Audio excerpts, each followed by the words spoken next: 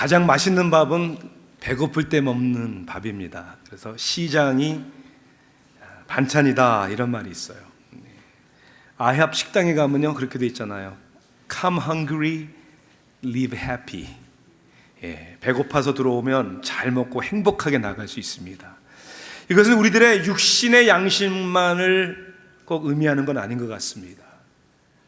우리들의 영혼의 양식 또한 마찬가지죠.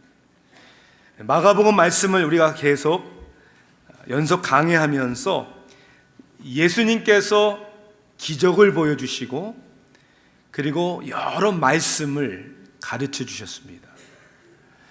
그런데 그 예수 그리스도의 기적을 체험하는 사람들이 있었고 그 말씀의 은혜를 받아 변화되는 사람이 있었는가 하면 똑같은 기적을 보고도 똑같은 말씀을 들었는데도 은혜를 받지 못하고 변화되지 않은 사람들, 아니 오히려 시기 질투 가운데 예수님을 저주하고 결국 예수님을 십자가에 못 박아 죽인 사람들도 있습니다. 도대체 차이가 뭘까요? 그것은 마음의 상태의 차이였습니다. 오늘 본문이 이야기하고자 하는 마음의 밭이 어떠한가가 삶의 열매를 맺을 것이냐 맺지 못할 것이냐, 오늘 마가복음 강의 9번째 시간이 되겠습니다. 본문은 마가복음 4장 1절부터 20절까지의 말씀이 되겠습니다. 마가복음 4장 1절부터 20절까지의 말씀, 하나님의 말씀을 제가 봉독하겠습니다. 예수께서 다시 바닷가에서 가르치시니 큰 무리가 모여들거늘 예수께서 바다에 떠있는 배에 올라 앉으시고 온 무리는 바닷가 육지에 있더라. 이에 예수께서 여러 가지를 비유로 가르치시니 그 가르치시는 중에 그들에게 이르시되 들으라, 씨를 뿌리는 자가 뿌리러 나가서 뿌릴새 더러는 길가에 떨어짐에 새들이 와서 먹어버리고 더러는 흙이 얇은 돌밭에 떨어짐에 흙이 깊지 아니하므로 곧 싹이 나오나 해가 돋은 후에 타서 뿌리가 없으므로 말랐고 더러는 가시떨기에 떨어짐에 가시가 자라 기운을 막음으로 결실하지 못하였고 더러는 좋은 땅에 떨어짐에 자라 무성하여 결실하였으니 30배나 60배나 100배가 되었느니라 하시고 또 이르시되 들을 귀 있는 자는 들으라 하시니라. 예수께서 홀로 계실 때 함께한 사람들이 12제자와 더불어 그 비유들에 대하여 물으니 이르시되 하나님 나라의 비밀을 너희에게는 주었으나 외인에게는 모든 것을 비유로 하나니 이는 그들로 보기는 보아도 알지 못하며 듣기는 들어도 깨달지 못하게 하여 돌이켜 죄사함을 얻지 못하게 하려 함이라 하시고 또 이르시되 너희가 이 비유를 알지 못할진대 어떻게 모든 비유를 알겠느냐? 뿌리는 자는 말씀을 뿌리는 것이라. 말씀이 길가에 뿌려졌다는 것은 이들을 가리킴이니 곧 말씀을 들었을 때에 사탄이 즉시 와서 그들에게 뿌려진 말씀을 빼앗는 것이요 또 이와 같이 돌밭에 뿌려졌다는 것은 이들을 가리킴이니 곧 말씀을 들을 때 즉시 기쁨으로 받으나 그 속에 뿌리가 없어 잠깐 견디다가 말씀으로 인하여 환난이나 박해가 일어나는 때에는 곧 넘어지는 자요 또 어떤 이는 가시떨기에 뿌려진 자니 이들은 말씀을 듣기는 하되 세상의 염려와 재물의 유혹과 기타 욕심이 들어와 말씀을 막아 결실하지 못하게 되는 자요 좋은 땅에 뿌려졌다는 것은 곧 말씀을 듣고 받아 30배나 60배나 100배의 결실을 하는 자니라. 아멘. 예수님이 오셔서 사역하실 때 그 사역을 크게 우리는 세 가지로 나눌 수가 있죠. 첫째는 천국 복음을 전파하셨고 또한 말씀을 가르치셨습니다. 세 번째는 모든 연약한 것과 병든 자를 고쳐 주셨습니다. 그런 이 사역 가운데 예수님께서 가장 많은 시간을 보내시고 투자하신 것은 말씀을 가르치시는 사역이었습니다. 적어도 우리가 복음서를 보면 예수님께서 가르치신 내용들이 가장 많이 기록되어 있습니다. 근데 예수님께서 무리들을 혹은 제자들을 가르치실 때, 예수님이 가르치실 때 사용한 방법이, 성경학자들은 7가지의 방법이 있으셨다, 이렇게 얘기를 합니다. 우리 간단히 한번 그 7가지가 뭔지를 한번 생각해 보죠. 첫째는 대화법을 사용하셨어요. 대화를 하시면서 말씀을 가르치신 것이죠. 요한복음 3장에 보면 니고데모라는 율법사가 나와서 예수님께 질문을 합니다. 그 질문에 예수님은 답하시면서 사람이 거듭나야, 그죠? 영생을 받을 수 있다. 그 다음 장에는 수가성의 사마리아 여인, 우물가의 여인과 대화를 나누면서 진리와 복음에 대해 말씀을 가르쳐 주십니다. 대화법. 두 번째는 object lesson, 실물 교육입니다. 예수님이 한 어린아이를 당신의 무릎에 앉히시고 사람들에게, 제자들에게 이 어린 아이와 같지 아니하면 천국을 볼 수도 없느니라. object lesson, 실물 교육으로 말씀을 가르치셨습니다. 또한 비교법도 사용하셨죠. 이렇게 비교하는 것이죠. 너희는 세상의 소금이라. 소금의 맛을 얘기하면서 우리도 세상의 성과 같은 삶을 살아야 한다. 너희는 세상의 빛이라. 이렇게 비교하시면서 진리를, 우리의 사명을 말씀하셨습니다. 또 예수님은 시를 통하여 가르치시기도 했습니다. 마태복음 7장에 보니까 산상수훈, 산에서 가르치실 때 이런 말씀을 하셨죠. 구하라 그리하면 너에게 주실 것이요, 찾으라 그리하면 찾아낼 것이요, 두드리라 그리하면 너희에게 열릴 것이니. 이렇게 마치 시를 읊는 것처럼 그 의미를 우리가 기억하기 좋게, 이해하기 좋게 예수님은 그러한 시를 통해서도 가르쳐 주셨다는 거예요. 다섯 번째 방법은 과장법입니다. 과장법. 어떠한 것에 대한 좀 과장해서 설명을 하는 것이죠. 자, 너희 손이 실족해 하거든 어떻게 하라고요? 찍어버려라. 눈이 실족해 하거든 빼어버려라. 성한 두 눈을 가지고 형벌을 받는 것보다 차라리 한 손, 한쪽 눈을 가지고, 그렇죠? 천국에 들어가는 게 낫지 않느냐. 절대 손을 찢거나 눈을 빼지 마십시오. 과장법이잖아요. 그만큼 내 육신보다 영혼이, 지금의 삶보다 영원한 세계가 더 중요하다. 뭐 뱀에 물리고 독을 마셔도 해하지 아니하고, 이 말을 문자적으로 받아들여서 저 미국 시골 교회 가면요, 예배 시간에 막 방울뱀, 독사 같은 걸 가지고 막 예배 드리는 사람들이 있어요. TV에서 보셨어요? 뱀에 물려도 안 죽는다, 뱀이 못 문다. 그러다가 뱀에 물려 죽는 사람들이 가끔 있어요. 뱀에 물려 죽으면 뭐라고 얘기하죠? 믿음이 없어서 죽었다. 그것은 하나님을 시험하는 것입니다. 과장법을 문자 그대로 해석을 하면 안 되겠죠. 여섯 번째는 영어로는 puns, P-U-N-S. 우리말로는 말장난? 어떤 의미냐면 소리가 비슷한 단어들을 이용을 해서 재치 있는, 의미 있는 말을 전달하는 것입니다. 요즘에 쉽게 얘기하면 랩하는 사람들이 많이 사용하는 방법이에요. 제가 랩을 하면서 여러분들에게 시범을 보일 수는 없고, 할 수도 있는데, 이런 말이죠. 애플 파인, 그러니까 파인애플에는 파인도 없고 애플도 없다. 그렇죠? 이런 단어, 비슷한 단어로 정치하는 사람들에게는 이런 것 같아요. 정치하는 사람들이 선거 공약을 하잖아요. 공약이라는 게 뭐예요? 공식적으로 약속하는 거잖아요. 선거 공약을 하는데 공약이 되어서는 안 된다. 거기는 빈 공짜예요. 그러니까 빈 약속. 여러분, 비례대표라는 말 있죠? 국회의원들 가운데 원래는 소수자를 배려한다는 취지의 비례대표인데, 그 말의 뜻을 돈과 인맥에 빠져 비리를 저지르는 비례대표가 되는, 그래서는 안 된다, 이런 이제 말장난을 가지고 어떠한 의미를 전달하는 것입니다. 예수님의 예를 한번 들어볼까요? 마태복음 23장 24절에 보니까 서기관들과 바리새인들에게 경고를 하시면서 예수님이 이런 표현을 하십니다. 맹인된 인도자여, 하루살이는 걸러내고 낙타는 삼기는도다 그랬어요. 하루살이는 걸러내고 낙타를 삼긴다.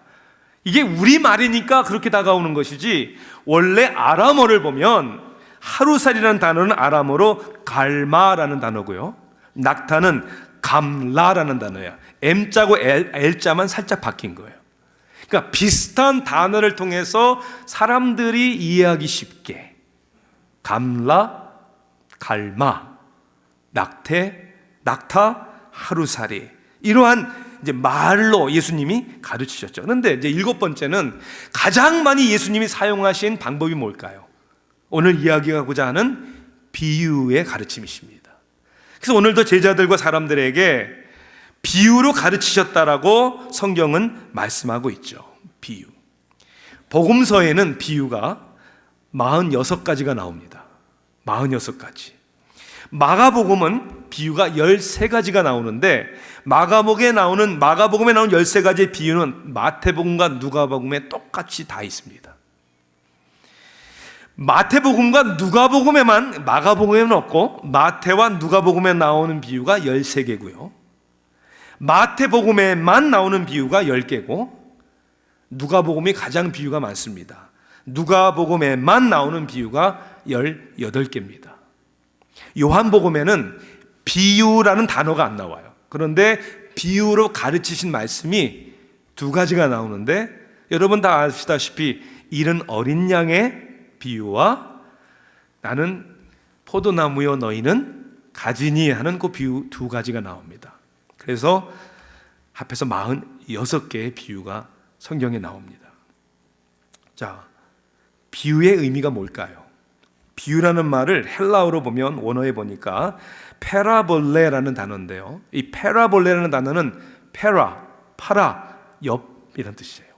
옆에 있다. 그 다음에 볼레라는 단어는 발레인이라는 단어, 동사에서 나온 단어인데요, 던지다, 놓다, 그런 뜻이에요. 그러니까 parable, 비유라는 뜻은 옆에 놓다, 그런 뜻이에요. 다시 얘기하자면 진리를 가르치는 데 있어서 진리를 직접 얘기하기보다는 비유 옆에다 놓고 그 스토리를 통해서 그 진리를 전달하고자 하는, 그것이 비유라는 거예요. 그 정의를 간단하게 비유의 정의를 이렇게 내릴 수 있는 것 같아요. 직접 어떤 것을 설명하기보다는 자연이나 우리의 일상생활에서 보여지고 일어나는 것들을 빗대어서 설명하는 방법, 이런 뜻이 될 수 있겠습니다. 그래서 이 비유는요, 사실은 여러 가지로 해석을 하면 안 되는 거예요. 이 비유는 그 무엇을 전달하는 사람의 의도 한 가지가 전달되어야 하는 것이죠. 자, 그럼 예수님이 왜 비유로 말씀하셨는가? 이게 중요하잖아요. 자, 10절에 보면 예수님께서 홀로 계실 때 함께한 사람들과 12 제자와 더불어 그 비유들에 대하여 물으니, 그렇게 되어 있죠. 그 비유들에 대해서 물어봤다고 그랬어요. 비유들에 대해서 뭘 물어봤을까요? 그 다음에 예수님이 설명하시는 말씀을 비추어 볼 때 2가지에 대해서 물어본 것 같아요. 첫째는 그 비유의 의미겠죠. 그게 도대체 무슨 뜻이에요? 2번째는 이런 질문이었을 거예요. 예수님, 그냥 직접 얘기하시면 될 텐데 왜 이렇게 비유를 통해서 우리에게 가르치시는 거예요? 왜 비유로 말씀하시는 거예요? 그 질문에 대한 대답을 11절에 이렇게 얘기합니다. 한번 같이 읽어볼까요? 11절, 4장 11 시작. 이르시되 하나님 나라의 비밀을 너에게는 주었으나 외인에게는 모든 것을 비유로 하나니. 일부러 이 진리를 비유로 말씀하신 이유는 제자들에게는 이것을 비밀을 깨닫게 해주셨고, 외인, 즉 아웃사이더, 바깥에 있는 사람들에게는 이것을 감추고 이것을 깨닫게 하지 않기 위해서였다. 이게 도대체 무슨 말인가? 누가 외인인가? 왜 비유로 말씀하셨는가? 알렌 콜이라는 성경학자는 마가복음 주석에서 이렇게 설명을 합니다. 비유로 말씀을 가르치신 예수님의 의도는 깨달음을 주기보다는, 그런 의미도 있지만 시험을 하기 위해서였다. 시험, 듣는 사람들에게 뭘 시험합니까? 그들의 지적인 능력을 시험하는 게 아니었어요. 얼마나 잘 알지? 얼마나 잘 깨달지가 아니라 듣는 이들의 영적인 마음의 태도를 시험하기 위해서. 그래서 결국 그 마음의 태도가 말씀을 사모하는 사람들이라면 그 은혜를 아는 사람들에게는 이 비유로 더 큰 깨달음과 은혜가 임했고, 관심도 없고 깨달음도 말씀도 사모하지 않는 사람들에게는 이해도 못할 뿐만 아니라 오히려 그런 비유와 가르침이 걸림돌이 되고 만 것이죠. 그래서 예수님은 12절에 그 말씀을 하신 다음 12절에 이사야서 6장 9절의 말씀을 인용하면서 보기는 보아도 알지 못하며 듣기는 들어도 깨달지 못하고 그랬어요. 그러니까 다 봤는데 알지를 못해요. 들었는데 깨달지를 못해요. 자, 예수님 당시에 어떤 사람들이 그런 사람들이었습니까? 크게 두 부류로 나눌 수 있죠. 첫째는 군중이었습니다. 군중? 그들은 왜 주님 앞에 나왔죠? 자신들의 필요를 채우기 위해서, 뭐 말씀의 의미나 주님의 뜻이나 이런 거 상관없이 오늘 배고픈 사람들은 먹기 위해서, 외로운 사람들은 외로움을 달래기 위해서, 병든 사람은 고침을 받기 위해서 이런 군중들이었습니다. 뭐 이렇게 표현을 할 수 있을지 모르겠지만은 그냥 굿이나 먹고 떡이나 먹자 이런 식이지 예수님의 가르침과 말씀에는 관심이 없던, 오늘 얼마나 많은 이런 군중과 같은 사람들이 교회 안에 앉아 있습니까? 자신의 필요를 위해서만. 그래서 말씀이 깨달음이 없는 것이죠. 또 한 부류의 사람들은 당시의 바리새인들과 서기관들, 제사장들, 그리고 회당의 장로들이었습니다. 이들의 문제는 자신들의 기득권이 있기 때문에 예수님을 하나의 자신들에 대한 도전과 위협으로 본 것이죠. 우리 기득권 안 뺏기겠다, 내려놓지 못한다. 그러니 예수 그리스도의 말씀이 마음에만 들어오지 않는 것이 아니라 귀에도 안 들어오는 거예요.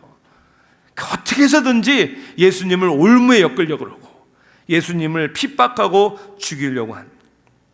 여러분 생각해 보십시다.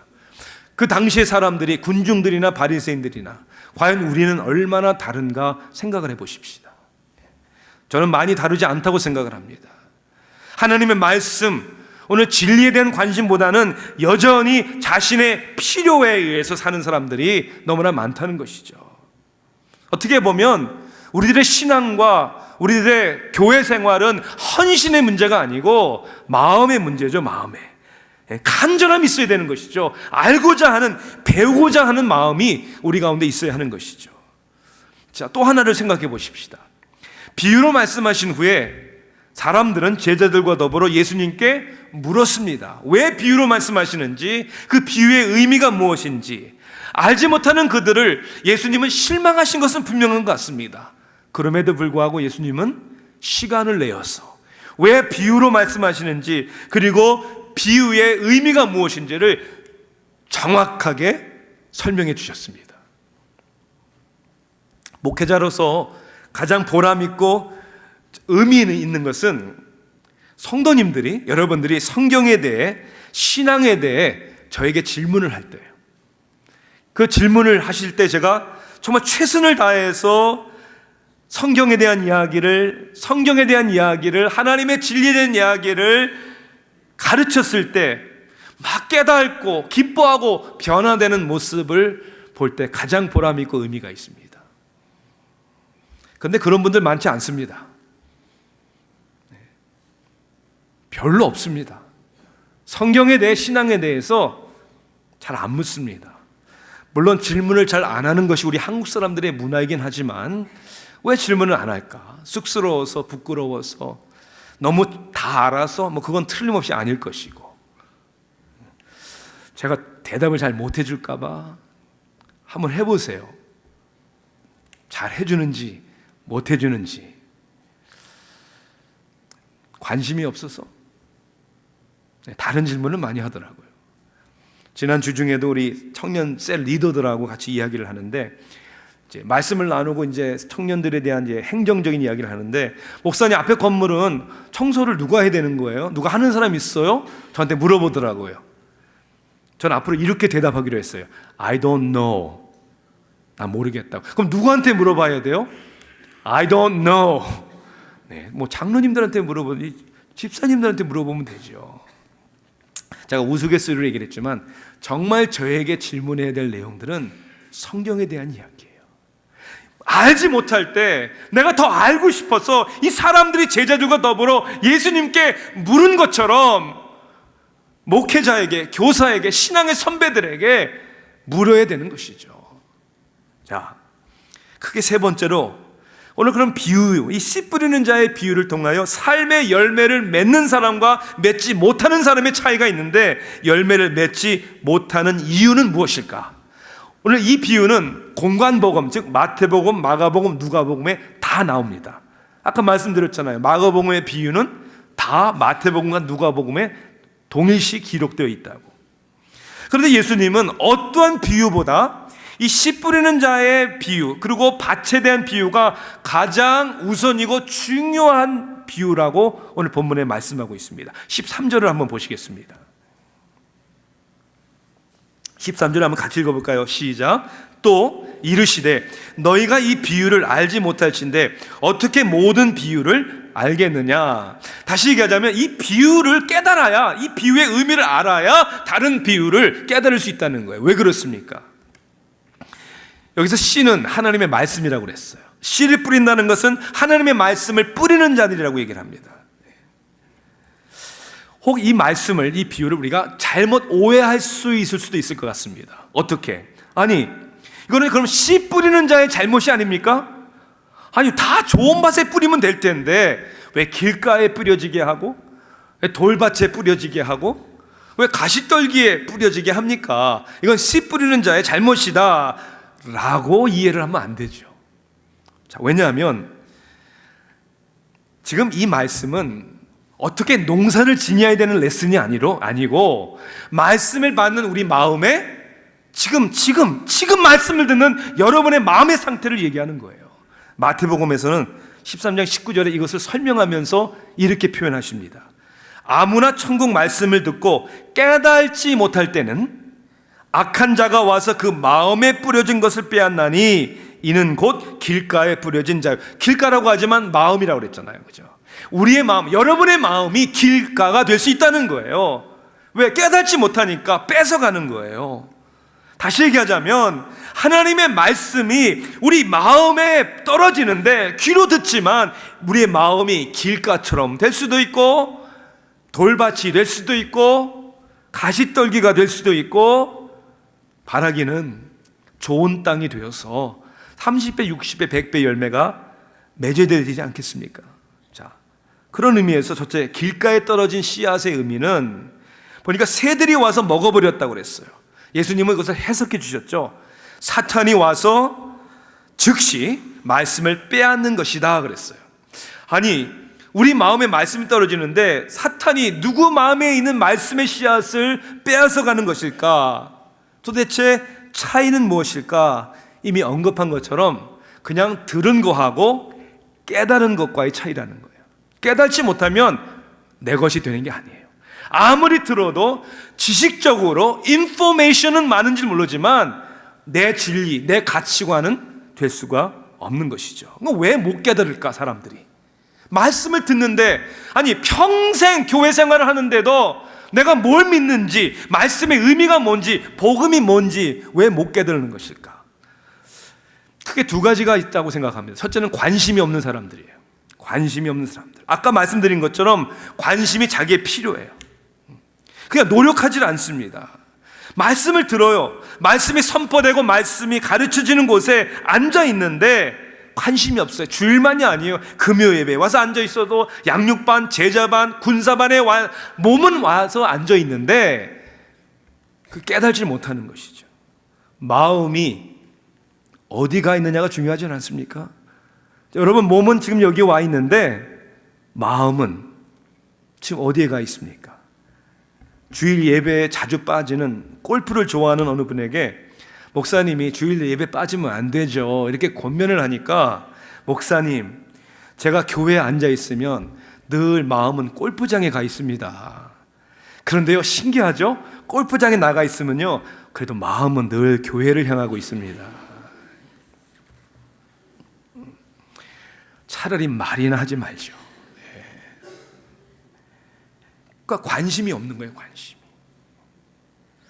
두 번째는, 깨달음이 없는 이유는 깨달을 필요를 느끼지 못하는 교만함이 아닌가 생각을 해봅니다.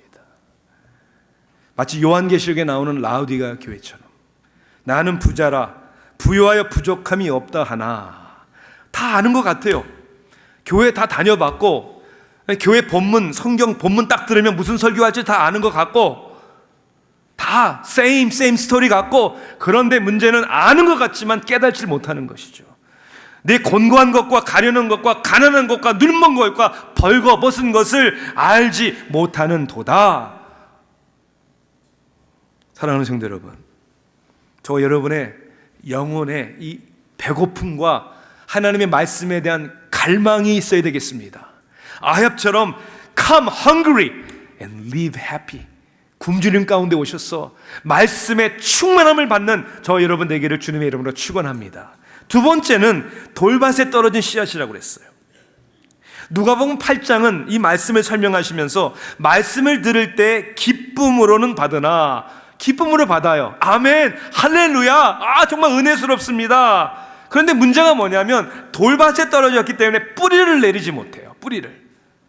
그러니까 누구는 뿌리를 내리고 누구는 뿌리를 내리지 못하나, 어떻게 보면 뿌리를 내릴 수 있는 시간이나 기회가 없는 거예요. 왜요? 마태복음, 마가복음에서는 이렇게 설명을 합니다.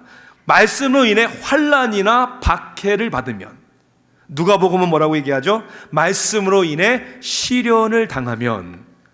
아니, 왜 말씀 때문에 시련이 옵니까? 시련이 옵니다. 말씀 때문에 왜 환난은 있습니까? 환난이 있습니다. 하나님의 말씀이 우리의 삶의 죄에 대해서 얘기하고, 우리의 삶의 가치관을 변화시키고 우리의 삶의 라이프스타일을 변화시키기 때문에 때로는 내려놔야 되고 갈등해야 되고 고민해야 되고 손해봐야 되는 것이 있습니다. 그런데 힘든 일만 오면 잠시 견디다가 말라버리는 거예요. 그 고비를 넘지를 못하는 거예요. 사람이 운동을 할 때 근육이 커지는 것이, 그 원리는 근육세포의 손상에 대한 재시공 원리라고 해요. 이걸 쉽게 설명하자면, 그 운동을 하면 그 근육이 파열돼요. 세포가 파열된다는 거예요. 그래서 상처가 된 우리 몸이 살이 다시 나오는 것처럼 근육세포가 막 커진다는 거예요. 그래서 운동을 하면 아픈 거예요. 다시 얘기하자면 힘을 키우기 위해서, 근육을 키우기 위해서는 아파야 된다는 거예요. 그 아픔의 고비를 넘어야 되는 것이죠. 우리 신앙생활도 아파야 합니다. 신앙생활도 시련이 와야 됩니다. 성경을 성경을 일독을 꼭 해야 되겠다. 성경을 창세기부터 요한계시록까지 내가 한번 꼭 읽어보겠다. 창세기 1장부터 시작합니다. 태초에 하나님이 천지를 창조하시니라. 재밌어요. 첫날, 둘째 날 안식. 또한 2장에 보니까 아담과 하와를 또 짝짓기 해서 결혼을 하게 하고, 3장에 가니까 드라마틱하게 또 그냥 하지 말라는 거 해서 죄를 범하고. 근데 이렇게 쭉 읽다가 이제 5장에 딱 오면 아담의 이제 후손들에 대해서 누가 누구를 낳고, 누가 누구를 낳고, 몇 년 살고, 누가 누구를 낳고, 여기에 고비에서 이제 딱 스탑! 아, 재미없어. 행여나 혹 약 한 3%의 사람들이 요거를 넘어요. 5장을. 아이고, 그런데 10장, 11장에 가서, 5장은 1장이죠. 10장, 11장 두 장에 걸쳐 또 누가 누구를 낳고, 또 누가 누구를 낳고. 그래서 대부분의 사람들이 그렇지 않을까요? 창세기 5장 혹은 창세기 10장에서 성경 일독이 그냥 멈춰버리는 거예요. 그걸 넘어야 되는데, 교회 봉사, 섬김, 신앙생활 내가 한번 열심히 해보겠다, 그것도 마찬가지예요. 고비가 옵니다. 왠지 아시죠? 아직도 성화되어야 하는 사람들이 모인 교회이기 때문에 인간 관계의 여러 부딪힘 가운데 오해와 실망과 나도 모르게 주고받는 상처 가운데 고비가 있는 겁니다. 반드시 있어야 합니다. 넘어가야죠. 부부가 결혼을 해서도 고비가 있잖아요. 서로 다투기도 하고 서로 실망하기도 하지만 그 고비를 넘어가면서 인내를 배우고, 그 고비를 넘으면서 내 자신이 변화된다는 걸 알고 서로 맞출 줄 알고 성숙해지면서 한 평생을 살아가는 거 아닙니까? 누가 신앙생활이 주님을 따르는 길이 쉽다고 얘기했습니까? 고난이 있어요. 연단이 있어요. 그걸 통해서 성장하는 거죠. 오늘도 말씀을 받는 가운데 각오하셔야 합니다. 어떠한 어려움이 있다 할지라도 나는 주님을 향하여 변하지 않겠습니다. 끝까지 달려가겠습니다. 세 번째는 가시떨기에 떨어진 씨앗입니다. 말씀을 듣고 이제 지내는 가운데 예수님은 정확하게 설명을 하십니다. 세상의 염려와 재물의 유혹, 말씀이 막힌다는 거예요. 누가복음은 이렇게 설명하죠. 이생의 염려, 재물과 향락의 기운이 막혀. 다시 얘기하자면 가치관이 변화되지 않은 사람을 얘기합니다. 말씀을 사모하긴 합니다. 받습니다. 사모합니다. 은혜 받습니다. 그런데 말씀을 사모하고 은혜 받는 것보다는 더 큰 관심이 많은 거죠. 무슨 관심이요? 세상 재미, 내가 먹고 살아야 되는 이슈들, 내가 추구하는 꿈, 세상의 꿈과 내 계획들, 이런 것에 의해서 말씀이 자라가다가도 내 안에서 그 길을 잃어버리는 것이죠. 기운이 막혀버리는 것이죠.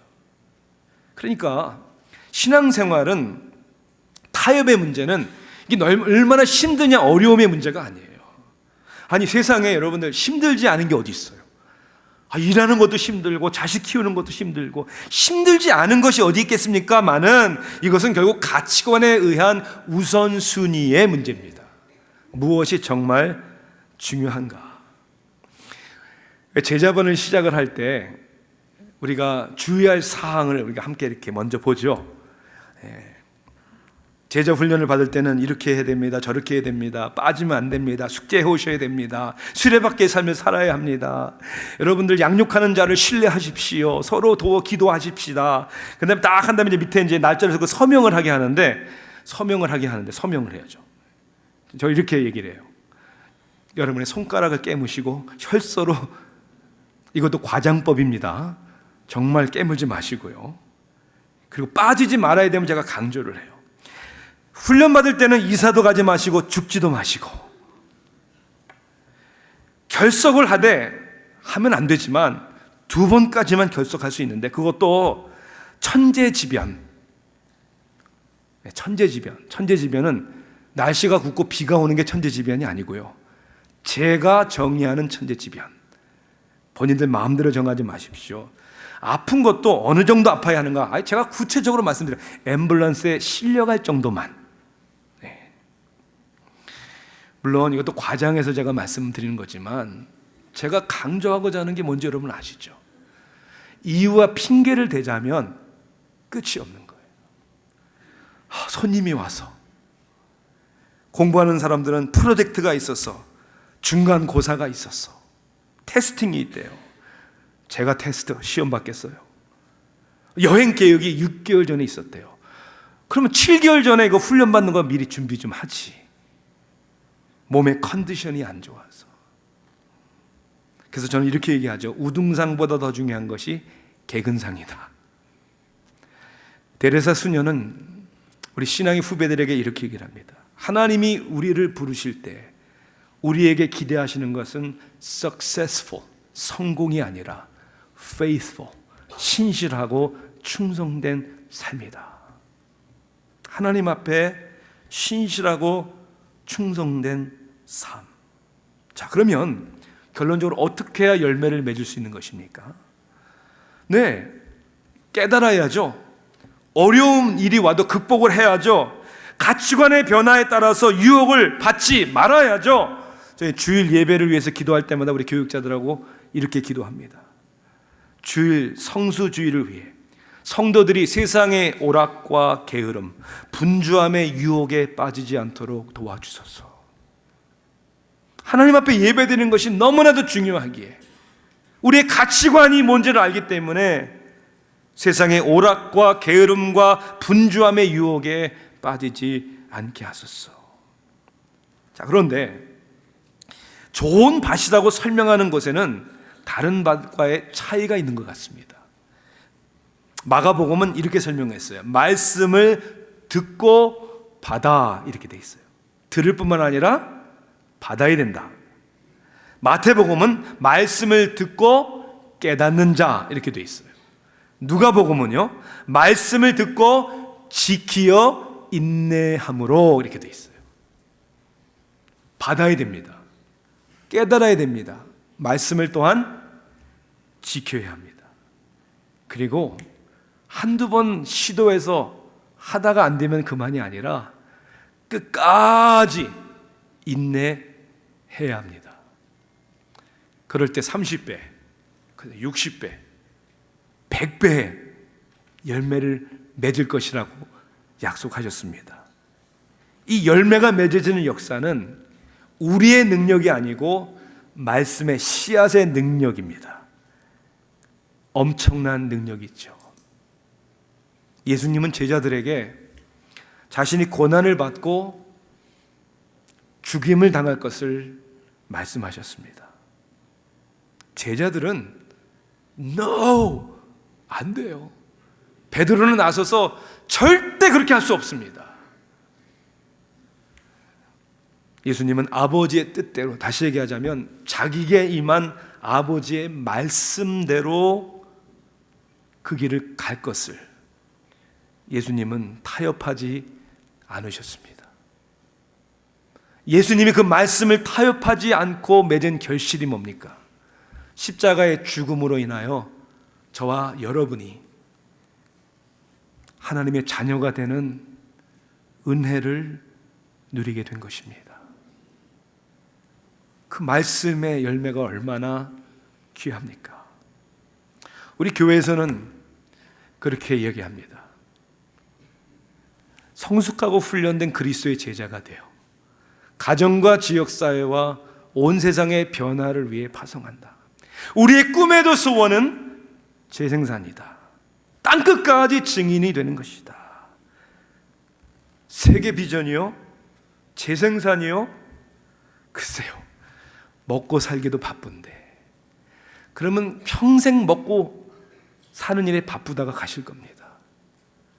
비록 현실은 그렇지만 우리는 연약한 사람들이지만 갈릴리의 어부들에게 세계 비전의 꿈을 심어주시고 순종할 때 그 열매의 결실을 맺게 하신 하나님은, 그리고 우리 주님은 여전히 동일하시기 때문에 오늘도 우리에게 주시는 말씀을 아멘, 그리고 그것을 내 인생의 가치관으로 알고 지키고 끝까지 인내하는 사람들을 통해서 내가 상상할 수도 없었던, 내가 계획할 수도 없는 30배, 60배, 100배의 열매를 여전히 맺게 하시는 우리의 주님이신 줄 믿습니다.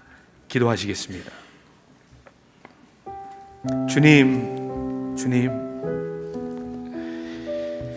주님 가르치신 이 비유를 통해 관심이 없던 사람, 그것이 나의 모습이군요.